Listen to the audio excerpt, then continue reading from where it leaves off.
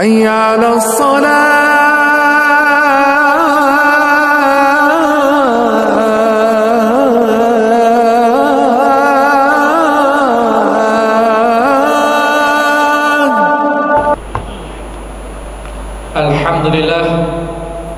Alhamdulillah nahmaduhu wa nasta'inuhu wa nastaghfiruh wa na'udzu billahi min syururi anfusina wa min sayyiati a'malina may yahdihillahu fala mudilla lahu wa may yudlil fala hadiya lahu asyhadu an la ilaha illallah wahdahu la syarika lahu wa asyhadu anna muhammadan 'abduhu wa rasuluhu alladzi la nabiyya ba'dahu.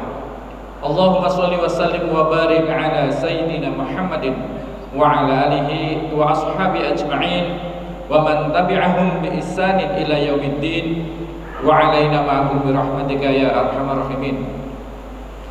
Ayyuhal khadirun ittaqullaha kama qala Allah ta'ala fil Qur'anil Karim wa huwa asdaqul qailin. A'udzu billahi minasy syaithanir rajim.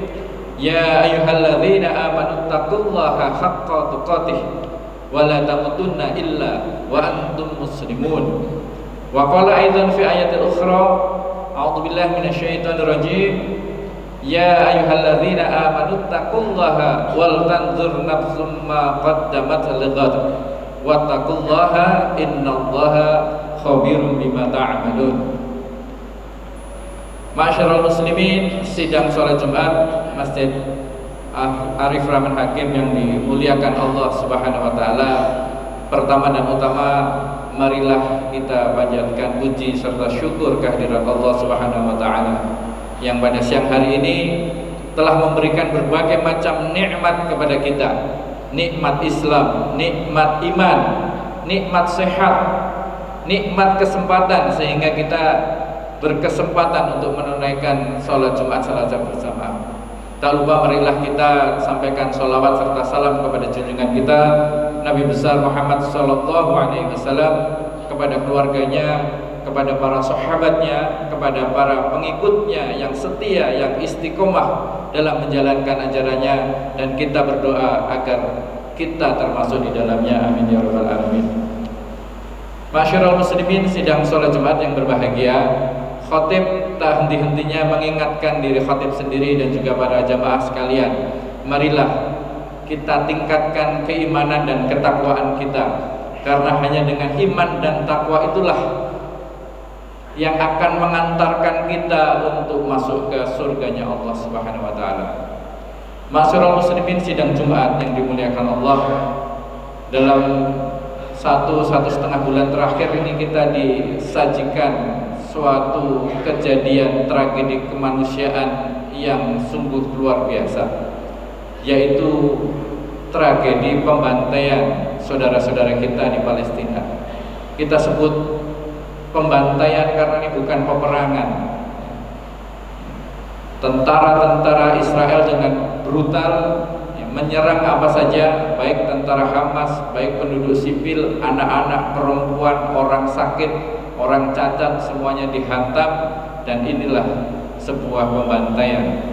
Sedangkan kita sebut tragedi karena mata dunia hanya bisa melihat, termasuk negara-negara Arab yang berada di sekelilingnya hanya bisa berkata-kata, hanya bisa bersimpati, paling banter mengirimkan bantuan. Hal ini tentu tidak cukup. Bagaimana sebetulnya, bagaimana caranya agar kita bisa tidak sekedar menyelesaikan, tapi mengeluarkan bangsa Israel dari tanah Palestina. Sebetulnya Israel itu adalah sebuah negara kecil, namun dia didukung oleh negara-negara barat, dalam hal ini Amerika. Selain Israel sendiri memiliki persenjataan yang lengkap, ya, termasuk mereka memiliki senjata nuklir, persenjataan Amerika Serikat yang terkuat di dunia ini pun siap membackup Israel dari serangan negara manapun yang akan menyerangnya. Artinya mengalahkan Israel tidak bisa hanya oleh tentara Hamas atau rakyat Palestina sendiri. Harus dilakukan bersama-sama kaum muslimin di seluruh dunia. Umat Islam juga tidak bisa mengandalkan negara-negara barat maupun timur yang bersimpati seperti Rusia, Cina, Korea Utara. Harus umat Islam sendiri yang membebaskan tanah Palestina dan mengeluarkan bangsa Israel dari tanah suci umat Islam tersebut. Kita sebetulnya sudah pernah mengalami hal ini sebelumnya. Palestina dalam hal ini Yerusalem, di mana Masjidil Aqsa berada, pernah dikuasai oleh tentara salib selama 70 tahun lamanya, sekitar tahun 1000 atau 1000 tahun yang lalu. Di masa penjajahan tersebut kurang lebih 72.000 kaum muslimin di sana dibantai, sampai akhirnya datang pahlawan pembebas Palestina yaitu Sultan Salahuddin Al-Ayyubi. Sejarah sudah mengajarkan kepada kita bagaimana cara mengeluarkan bangsa asing dari tanah Palestina. Tinggal kita mau mengambil ibroh atau pelajaran dari situ atau tidak. Apalagi sepertinya sebab-sebab kejatuhan Palestina dan kekalahan kaum muslimin kala itu mirip dengan kondisi sekarang. Menurut Dr. Majid Ihsan Al-Kilani, kekalahan-kekalahan yang diderita oleh kaum muslimin pada perang melawan kaum Salik pada waktu itu merupakan dampak negatif dari masyarakat muslim sendiri. Tentara Salib menyerang kaum muslimin di tengah kondisi kaum muslimin lemah dan terpecah belah. Telah terjadi perpecahan dan perselisihan antar mazhab yang sangat keras. Penganut mazhab fikih satu sama lain saling bermusuhan sebagaimana mereka berbeda dalam hal akidah. Jika penganut satu mazhab bergaul dengan mazhab yang lain, maka dia akan dikucilkan dari komunitas mazhabnya. Bahkan mereka tidak melangsungkan pernikahan ya, jika kedua mempelai itu berasal dari mazhab yang berbeda. Selain itu, kemewahan dan budaya hedonisme pada waktu itu telah membuat jurang pemisah yang sangat lebar antara orang kaya dan orang miskin, sehingga timbul krisis ekonomi, krisis moral, sosial, dan juga krisis politik. Para pedagang seenaknya menaikkan harga barang, terutama saat kelangkaan bahan pokok. Sejarawan Muslim Ibnu Tagri Al-Bardi meriwayatkan kekacauan yang terjadi sekitar tahun 428 Hijriah. Seorang penduduk Kairo, dia ceritakan dalam kitabnya, menjual rumah dengan harga 20 karung tepung terigu. Padahal rumah itu dulu dibelinya dengan harga 900 dinar. Harga telur sebutir 1 dinar. Kalau kita lihat kurs sekarang sekitar 2,2 juta. Tahun 449 harga kembali meningkat. Buah delima, jambu, mentimun, dan sayuran dihargai 1 dinar. Tahun 511 harga-harga makin tinggi sampai 1 karung gandum dihargai dengan 300 dinar. Penduduk Mesir pada waktu itu banyak melakukan eksodus karena paceklik yang berkepanjangan. Yang tinggal banyak yang mati kelaparan, sampai-sampai ada yang makan daging manusia dan binatang haram. Anjing dijual 4 dinar, sementara kucing dijual 3 dinar. Bukan untuk dipelihara, tapi untuk dimakan dagingnya. Banyak penculikan wanita diganggang dengan jala untuk dibunuh dan dagingnya dimakan. Tercatat pada tahun 440 Hijriah, wabah penyakit tersebar di Mosul, Irak, sehingga 30.000 orang dinyatakan meninggal. Bahkan pernah 400 jenazah disolatkan secara sekaligus. Selain itu, pejabat-pejabat kekhalifahan Fatimiyah yang berkuasa di Mesir bergelimang dengan kemewahan. Ada seorang menteri dari kerajaan Fatimiyah bernama Badr al-Jamali meninggal pada tahun 515 Hijriah. Ibni Khalikan, sejarawan Muslim juga, mencatat kekayaan yang ditinggalkan berupa 600 juta keping emas atau dinar, 250 peti uang perak atau dirham, 75.000 lembar pakaian terbuat dari kain satin halus, emas Irak batangan sebanyak 30 kendaraan, sebuah guci emas berisi perhiasan seharga 12.000 dinar, 100 batang gantungan dengan berat setiap gantungan 100 miskol tersebut di 10 ruangan, yang berarti ada 10 gantungan pada setiap ruangan, dan pada tiap gantungan terlekat kain dengan pengait yang terbuat dari emas. Kain tersebut beraneka warna dan dipakai sesuka hati dari pejabat tersebut. Selain itu ada 500 peti kain dengan sulaman tanis dan dimyat, kain yang sangat mahal. Badri Al-Jamali juga meninggalkan kuda, budak, keledai, kendaraan, parfum, perhiasan dan aksesoris yang tidak bisa dihitung kecuali oleh Allah. Sedangkan sapi, kerbau, kambing benar-benar tidak mungkin dapat dihitung oleh manusia saking banyaknya. Jika diperkirakan harga susu binatang-binatang ternak yang diperah pada tahun kematian sang gubernur tadi bisa mencapai 30.000 dinar. Di antara sekian banyaknya warisan masih ada 2 peti besar berisi kain bersulam emas dengan gambar dayang dan wanita cantik. Sebagai salah satu gambaran kemewahan penduduk Mesir pada waktu itu di kalangan orang kaya pada saat musim panas menyuruh orang untuk mengambil balok es dari puncak gunung di Lebanon dan dibawa dengan dibungkus kain wool dan karung. Mereka benar-benar hidup bergelimang kemewahan tiada tara. Sehingga ketika terjadi serangan kaum salib kepada kaum muslimin di Palestina, maka mereka di belahan bumi lain tidak peduli.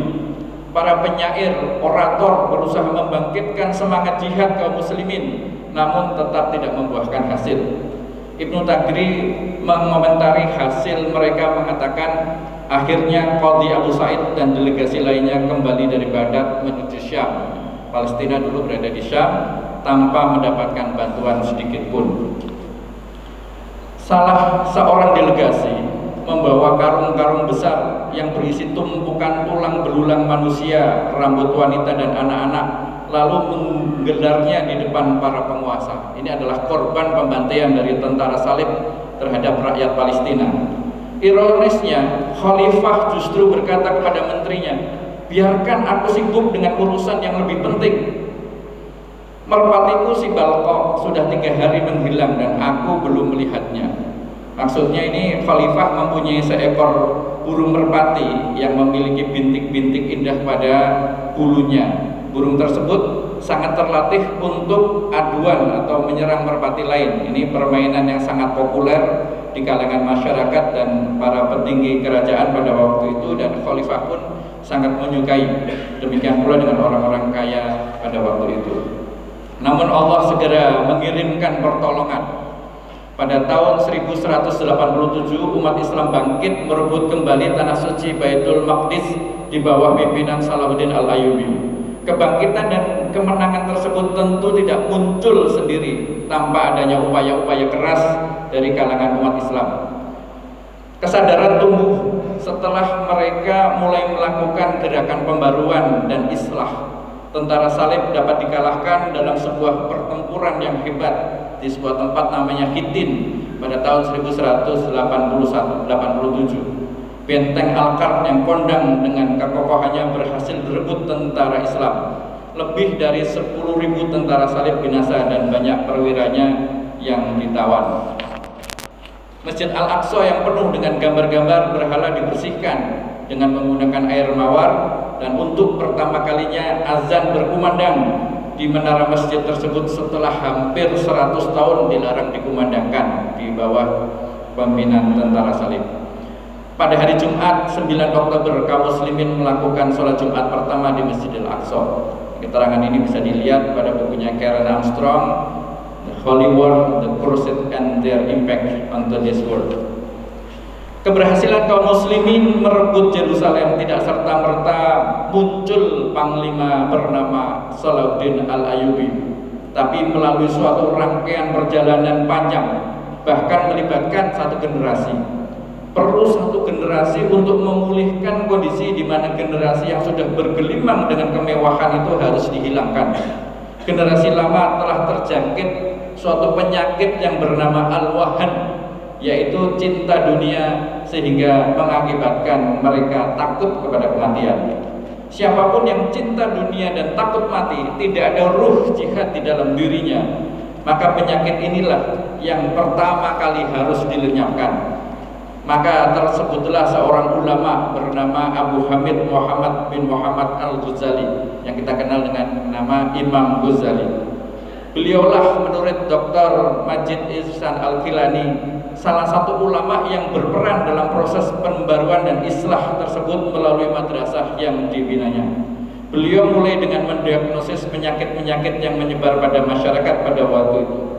Mulai dari rusaknya ulama, dampak rusaknya misi ulama, tersebarnya formalitas keagamaan di kalangan masyarakat muslim, ulama yang jauh dari isu-isu krusial dan sibuk dengan isu-isu yang kecil dan remeh-temeh, munculnya fanatisme mazhab dan sirnanya nilai ilmu, pecahnya persatuan umat dan munculnya komunitas-komunitas mazhab, tersebarnya praktek keagamaan yang dangkal dan sebagainya.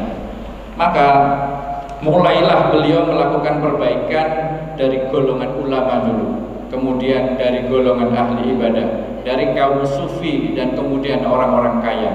Beliau melakukan kritik sekaligus mengecam sikap kepedulian orang-orang Islam terhadap saudaranya di belahan bumi yang lain. Beberapa tindakan Imam Ghazali yang dicatat oleh Al-Kilani adalah berusaha memproduksi generasi baru ulama dan murabbi atau pendidik yang melahirkan sistem baru dalam sistem pendidikan dan pengajaran. Kemudian menghidupkan misi amar ma'ruf nahi mungkar, mengkritik penguasa yang zalim, memberantas materialisme dan praktek-praktek keagamaan yang negatif, dan meluruskan persepsi umum tentang dunia dan akhirat, menyeru kepada keadilan sosial dan memberantas aliran-aliran pemikiran yang sesat. Selain Imam Ghazali, ada ulama yang dianggap mempunyai peranan penting juga menurut Dr. Al-Kilani, yang dia juga mengembalikan semangat umat untuk berjihad. Dia adalah Syekh Abdul Qadir Al-Jilani. Beliau juga berjuang melalui madrasah-madrasah dengan memperbaiki akidah umat. Melalui jaringan madrasahnya, Al-Jilani melakukan pembaruan dan islah sebagaimana yang dilakukan oleh Al-Ghazali, yaitu mengembalikan tujuan hidup mencari ridho Allah. Jadi madrasah-madrasah pensucian jiwa atau tazkiyatun nafs itu sangat berperan dalam menyembuhkan penyakit umat. Umat termasuk ulama, penguasa, orang kaya diarahkan hidupnya untuk tujuan ukhrawi. Kita bisa membaca dari karya Imam Ghazali Ihya Ulumuddin yang senantiasa menekankan tujuan hidup yang sebenarnya, yaitu tujuan akhirat. Maka adanya penyakit hati pun disembuhkan terlebih dahulu untuk memperbaiki diri. Dari sanalah lahir satu generasi yang sudah tersucikan hatinya, dan akhirnya mereka lah yang membebaskan Palestina. Kita saat ini membutuhkan orang-orang seperti Abu Bakar, Umar, Utsman, Abdurrahman bin Auf, dan sahabat lainnya dalam hal mewakafkan diri dan hartanya untuk perjuangan membebaskan Palestina. Mereka tidak berpikir lagi berapa banyak harta yang diinfakkan di jalan Allah, karena mereka lebih mendambakan balasannya di akhirat kelak. Kualitas manusia seperti ini bisa dicapai oleh orang Islam sekarang melalui pembersihan jiwa atau tazkiyatun nafs, melenyapkan penyakit yang bernama al-wahan pada diri umat. Jika penyakit cinta dunia dan takut mati tidak ada di kalangan kaum muslimin lagi, maka sangat mudah saja untuk mengalahkan negeri kecil bernama Israel yang cuma berpenduduk 8 juta jiwa itu. Kondisi kaum muslimin khususnya pada saat ini pun sebetulnya tidak jauh dari kondisi umat Islam pada waktu itu. Bahkan pada waktu itu lebih parah. Posisi dan potensi umat sekarang sebetulnya kuat. Apalagi sumber-sumber daya alam seperti minyak hasil bumi itu berada di negara-negara muslim. Negara-negara Islam terutama di negara Teluk merupakan negara-negara kaya. Mudah sebetulnya bagi mereka untuk membiayai dan memenangkan pertempuran. Tetapi kita lihat selama ini mereka justru berlomba-lomba membangun gedung-gedung yang tinggi, megah dan mewah di sana. Kemegahan dan hedonisme di negara-negara Arab dipertontonkan, bahkan dipromosikan untuk menghadirkan orang-orang Barat untuk datang ke sana. Kita lihat betapa kayanya orang-orang Arab itu bisa kita saksikan melalui media sosial. Mungkin saja mereka sudah membantu rakyat Palestina yang kita tidak tahu, tapi kalaupun itu benar, kebutuhan masih jauh dari apa yang diharapkan. Langkah kita sebelum menjalankan segala sesuatu, marilah kita mencontoh langkah-langkah yang ditempuh oleh para ulama kita terdahulu dalam memperbaiki kondisi umat seperti yang dilakukan oleh Imam Ghazali dan Syekh Abdul Qadir Al-Jilani. Itulah mengapa Nabi Muhammad SAW memandang jiwa nafsu atau jihad nafsu, ya, jihad nafsu atau jihad akbar itu lebih besar daripada jihad fisik atau jihadul asghar. Bukan merendahkan jihad fisik, ya, dan kita tahu amal terbaik adalah jihad fisabilillah. Tapi bagaimana jihad fisik itu bisa jalan kalau masih ada penyakit cinta dunia dan takut mati? Semoga Allah memberikan pertolongan dan kemenangan kepada hamba-hambanya di Palestina dan negeri-negeri sekitarnya untuk berjihad di jalan Allah, baik jihad melawan nafsu, jihad dengan harta, dan yang paling tinggi yaitu jihad dengan fisik. Sehingga apa yang Allah sampaikan dalam ayatnya, "Walladzi arsala rasulahu bil huda wa dinil haqq liyudhhirahu 'alad dini wa kafa billahi syahida," akan tercapai. Dialah Allah yang mengutus rasulnya dengan petunjuk, ya, dengan haknya, agar agama Islam ini liyudhhiru 'alad dini kulli, melingkupi, menguasai semua agama, dan cukuplah Allah sebagai saksi. Barakallahu wa lakum fil Qur'anil Karim wa nafa'ani wa nafa'ani biyakum bima fihi minal ayati wa dzikril hakim wa taqabbala minni wa minkum tilawatahu innahu huwas samiul alim. Aqulu qawli hadza fastaghfirullahal azim li wa lakum wa lisairil muslimina wal muslimat wal mu'minina wal mu'minat fastaghfiruhu innahu huwal ghafurur rahim. Alhamdulillah hamdan katsiran kama asyhadu an la ilaha illallah wahdahu la syarikalah irghaman liman jahada bihi wa kafar wa asyhadu anna sayyidana Muhammadan abduhu wa rasuluhu sayyidil khalaiqi wal basar. Allahumma shalli wa sallim ala sayyidina Muhammadin wa ala alihi wa sahbihi mattasalat ainun binadar wa nududun bi khabar.